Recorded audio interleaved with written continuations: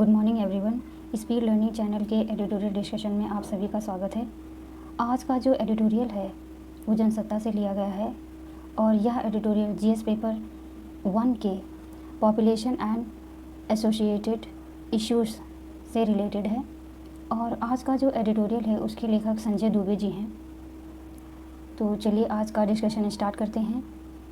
आज का discussion editorial का ये है या आज का जो टॉपिक है एडिटोरियल का वो बढ़ती आबादी को लेकर जो लेखक हैं उन्होंने क्या क्या समस्याएं उत्पन्न हो सकती हैं उसके बारे में चर्चा की है। तो चलिए डिस्कशन स्टार्ट करते हैं। लेखक कहते हैं कि ऐसा अनुमान है कि आज से करीब 10,000 साल पहले धरती पर कुछ लोग ही थे और 18वीं सदी के आखिर में धरती पर इंसान की आबादी 100 करोड़ तक जा पहुंची थी। और आगे कहते हैं कि 1920 में आंकड़ा 200 करोड़ यानी कि 2 अरब तक जा पहुंचा था। धरती पर आबादी बढ़ने का एक बड़ा और महत्वपूर्ण कालखंड माना जाता है। आज दुनिया की आबादी 7 अरब से ज़्यादा हो चुकी है। 2050 तक आबादी और भी आगे बढ़ने की संभावना है। मतलब राइटर का कहना ये है कि अगर हमने अभी जनसंख्या नियंत्रण नहीं किया तो जो ये कहा गया है इसमें राइटर द्वारा कि 2050 तक इसमें 10 अरब तक की और बढ़ोतरी हो सकती है। वहीं इसके बाद जो संयुक्त राष्ट्र के मुताबिक जो 1990 में और 2010 के बीच आबादी कम से कम 30% बढ़ोतरी है और आगे भी ये बढ़ोतरी जारी रहेगी। इसके साथ ही उन्होंने कहा कि इसमें सबसे बड़ा योगदान भारत और चीन का है, यानी कि इस समय जो 130 करोड़ जनसंख्या है भारत की और उनसे कुछ ही अधिक है चीन की जनसंख्या। और आगे कहा जा रहा है कि भारत की जनसंख्या कुछ ही या 2045 तक चीन से दोगुना हो जाएगी।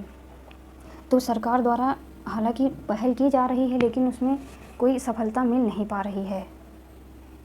हालांकि तेज़ी से बढ़ती आबादी और इससे होने वाली समस्याओं को लेकर भारत की सरकार गंभीर दिख रही है। उसने जो है तरह तरह की मतलब जो गवर्नमेंट है उन्होंने तरह तरह की योजनाएं चलाई हैं, लेकिन जो योजनाएं हैं वह ढंग से लागू नहीं हो पाई हैं।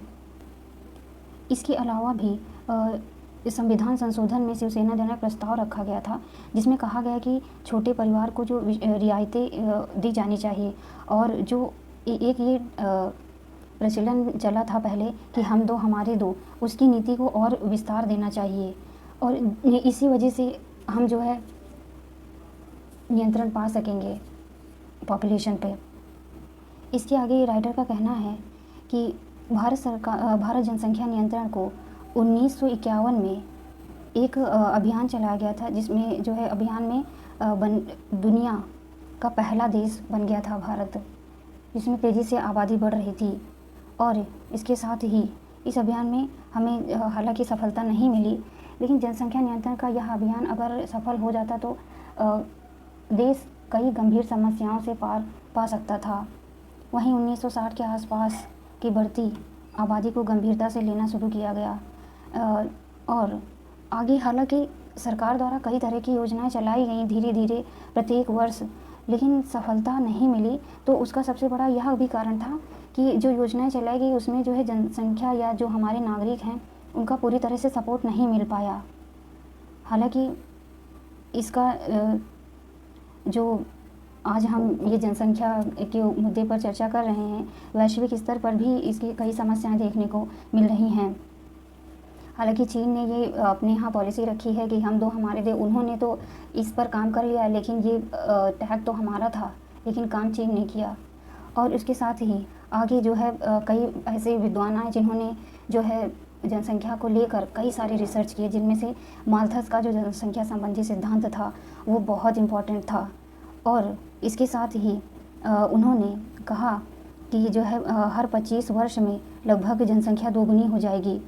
जब उन्होंने शोध करके यह पाया कि जनसंख्या अगर वृद्धि होने पर वह अपनी आवश्यक वस्तुएं जो रोटी कपड़ा मकान होता है उसको भी आगे पूरे करने में और कठिनाइयों का सामना करना पड़ सकता है।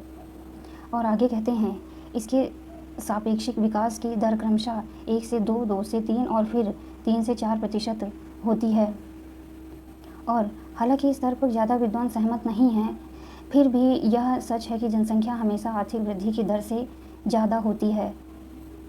और वहीं ऑस्ट्रेलिया की एडिलेड यूनिवर्सिटी के एक अध्ययन में पाया गया कि अगर 2 अरब लोगों की एक साथ मौत हो या सभी चीन की एक संतान नीति चले, या जैसे चीन की जो पॉलिसी है कि एक बच्चा या 2 बच्चे तक ही सीमित है, तो वह नीति अगर हमारे यहाँ अपना ली जाए तो हो सकता है और इसमें कहा भी जा सकता है कि जनसंख्या कम हो भी सकती हो, नहीं भी। वह तो वहाँ के नागरिक द्वारा अपनाने की नीति पर लागू होता है। और आगे ये कहा गया है कि अगर ये सब कर लेते हैं, चीन की एक संतान नीति पर चले, तब भी दुनिया की आबादी 2100 के आते आते 11 अरब हो जाएगी। इसमें अनेक शोध भी किए गए हैं और आगे कहा है राइटर ने कि जनसंख्या को नियंत्रित करने में सबसे बड़ी भूमिका प्रजनन दर की होती है। इसका 2.1 के आसपास होने का मतलब होता है कि आबादी स्थिर रहेगी। और आगे इसमें कहा कि अगर इससे ज़्यादा होना इसके बढ़ने के संकेत हैं। इसका मतलब यह है कि आगे राइटर ने महिला शिक्षा को बढ़ाने की बात कही है। उन्होंने कहा है कि महिलाओं को जब तक शिक्षित नहीं करेंगे तब तक शायद इस पर हम चर्चा ही करते रहेंगे, काम नहीं करेंगे, तब तक सफलता नहीं काम ही करने का प्रयास कर सकते हैं कि हाँ ये हम नीतियाँ अपनाएंगे, ऐसा करेंगे, वैसा करेंगे। यही सब कहते रहने से इस पर नियंत्रण नहीं पाया जा सकता। और आगे इसमें राइटर ने कहा है कि अगर हालांकि जो है भारत में ऐसे कई देश हैं जहाँ जैसे मान लीजिए कि बिहार हुआ, यूपी हुआ, मध्य प्रदेश, इन सब में जनसंख्या स्तर ज़्यादा है। तो वहीं अगर एजुकेशन पॉलिसी यहाँ की देखें तो बिहार की सबसे कम है, शायद 51.4 या 54.6 ऐसे समथिंग है एजुकेशन इंडेक्स वहाँ की रेशियो। तो मतलब साफ है कि अगर हमने जनसंख्या नियंत्रण पर केवल सोचते ही रह गए तो हो सकता है कि और देर ना हो जाए। आज भारत की आबादी 130 करोड़ लगभग है, चीन की 140 करोड़। अगले दशक तक के अंत तक भारत 150 करोड़ की आबादी वाला देश हो जाएगा। यानी माने कि 2050 तक यह आंकड़ा 166 करोड़ हो जाएगा। स्थिति और भयावह हो जाएगी 2030 तक। आगे कहते हैं राइटर कि जो है आबादी बढ़ने का सीधा संबंध गरीबी से है और गरीब और श्रमिक वर्ग के लिए यह उनकी जीविका का माध्यम है। यानी गरीब यह मानकर चलता है कि जितने हाथ उतनी आमदनी। एक सीमा तक तो यह सच भी प्रतीत होता है। मतलब ये होगा कि परिवार में जितने सदस्य होंगे, मान लीजिए कि 2 सदस्य हुए तो 4 ही हाथ हुए तो 2 ही लोग मिलकर काम करेंगे। लेकिन अगर 4 8 हो गए तो वो ज़्यादा काम कर लेंगे और ज़्यादा एक गरीब परिवार ज़्यादा आमदनी अर्जित कर सकता है। तो यह नीति वो इसलिए सोच रहा है इस तरह की बातें क्योंकि वह अशिक्षित भी है और गरीब भी है। उसकी जो जीविका है वो बहुत कम है, जीविका के साधन उसके पास नहीं है इतने ज़्यादा, स्रोतों की कमी है जिससे वो आय अधिक से अधिक अर्जित कर सके। मसलन इसके आगे और कहा जाता है कि जितनी आय यह परिवार जितने पैसे कमा रहा है उससे ज़्यादा और कमा लेगा अगर ज़्यादा परिवार में सदस्य होंगे तो।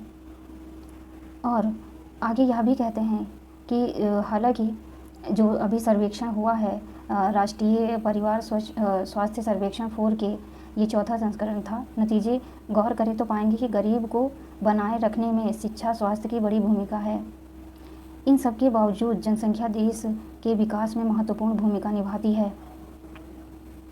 हालांकि यह तो सही है, गरीबी को ख़त्म करने के लिए भी सरकार ने बहुत सारी योजनाएं चलाई हैं, लेकिन उनका संचालन ठीक से ना हो पाने के कारण भी गरीबी अभी तक भारत में बरकरार है। आज़ादी के इतने सालों बाद भी हम इस पर सही ढंग से जो रणनीतियाँ अपना रहे हैं वो कहीं ना कहीं असफल होती जा रही हैं। और आगे राइटर ने कहा है कि हर मनुष्य को 1 से कम औसत आयु तक साफ़ हवा, पानी, इलाज, एजुकेशन की ज़रूरत होती है। ऐसे में किसी भी देश का सबसे बड़ा और पहला दायित्व तो यही है कि इन विषयों पर सबसे पहले काम किया जाए, जो किसी भी देश के भविष्य को तय करती हैं। भारत जैसे देश के लिए यह और भी महत्वपूर्ण इसलिए हो जाता है कि जो है ऑस्ट्रेलिया जैसे देश की आबादी हर साल भारत में जुड़ जाती है। आबादी के बड़े हिस्से को अपनी बुनियादी ज़रूरतों के लिए आज भी कतारबद्ध होना पड़ता है। और वहीं आगे कहना है राइटर का कि शिक्षा को और मजबूती के साथ अगर मतलब शिक्षा को हथियार बना लें हम, जाहिर सी बात है किसी भी अगर देश की तरक्की हो रही है तो इसमें शिक्षा स्वास्थ्य का बहुत बड़ा योगदान होता है। और इसमें आगे कहते हैं तभी चीन को ही देखें, पिछले 2.5 दशक में वहाँ की आर्थिक विकास दर की रफ्तार 2 अंकों की रही है। इसके पीछे कोई चमत्कार जैसी बात नहीं है, ठोस नीतियों का निर्माण है। और आगे कहते हैं राइटर, देश को मतलब बढ़ती आबादी से बचाने के लिए तो हमें कुछ क्षेत्रों में बहुत तेज़ी से काम करना होगा, जैसे कि हमें शिक्षा पे ध्यान देना होगा, लोगों के स्वास्थ्य पे ध्यान देना होगा। और हालांकि फ़िलहाल अभी जो समय चल रहा है इसमें बहुत से लोगों की मौत हुई जा रही है, तो इस पे नियंत्रण करना भी सरकार की एक प्राथमिकता हो जाती है।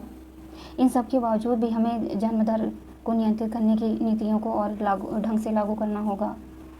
और वहीं राइटर ने आगे सुझाव दिया है कि लोगों के लिए बेहतर स्वास्थ्य सुविधाएं मुहैया करानी चाहिए सरकार द्वारा।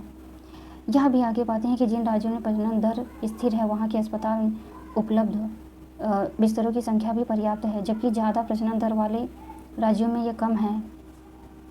खाद्यान्न भी का भी उत्पादन बढ़ाना होगा हमें, और शहरी ढांचे को और बेहतर बनाना होगा, क्योंकि जैसे जैसे जनसंख्या बढ़ रही है वैसे वैसे लोगों की आवासों से संबंधित जल की समस्या, सड़कों की समस्या, मूलभूत आवश्यकताओं की समस्या से लेकर भी जो योजनाएं हैं सरकार ने समय समय पर बनाई हैं, इसके लिए जो है शहरीकरण को बढ़ावा दिया जा रहा है।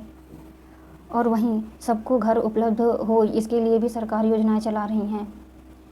और आगे यही कहा जा सकता है कि अंत में आबादी पर काबू पाने के लिए देश के कानून के साथ व्यापक स्तर पर जागरूकता अभियान चलाने की भी ज़रूरत है। जनता को शिक्षा, जागरूकता, मनोरंजन के जरिए जनसंख्या वृद्धि के नुकसान से अवगत कराना बहुत ज़रूरी है। सिर्फ कानून बना देना कि हाँ ये कानून है, उनको केवल किताब में लिख देना या लागू कर देना ही ज़रूरी नहीं है। इसके लिए सरकार को खुद आगे बढ़कर आना होगा। और सरकार के साथ साथ ही यह योजना तभी सफल हो पाएगी जब हम खुद उसमें सरकार का सहयोग दें, क्योंकि यह सरकार हमारे ही लिए कर रही है, अपने लिए नहीं कर रही है। और हमें दक्षिण राज्यों से भी कुछ सीखना चाहिए, जैसे केरल ले लीजिए, तमिलनाडु हुआ, और बेंगलुरु, कर्नाटका, तेलंगाना, ये सब दक्षिण भारत में इन्होंने जो है जनसंख्या नियंत्रण कर लिया है। और इसके साथ ही जैसे कि बिहार हुआ, बिहार में हालांकि एजुकेशन पॉलिसी अच्छी इतनी नहीं है, इसी वजह से यहाँ हो सकता है बहुत बड़ा कारण हो जनसंख्या वृद्धि का। और आज का जो डिस्कशन है उसको ख़त्म करने से पहले यह कहना चाहूँगी कि जो सरकार द्वारा नीतियाँ जनसंख्या वृद्धि को लेकर बनाई गई हैं, उसमें अगर हम जो कानून बनाया गया है उसको ढंग से लागू करें, दवाएं ऐसी प्रोवाइड करवाएं जो लोगों को जो है स्वास्थ्य केंद्रों पर आसानी से उपलब्ध हो सकें। समय समय पर प्रत्येक सरकार ने कोशिश की है कि इसको और सही ढंग से लागू करें, लेकिन ऐसा हो नहीं पाया है। वो सिर्फ इसलिए क्योंकि जनता का सहयोग कहीं ना कहीं मिल नहीं पाया पूरी तरह से। तो आज का था ये editorial. Thank you very much.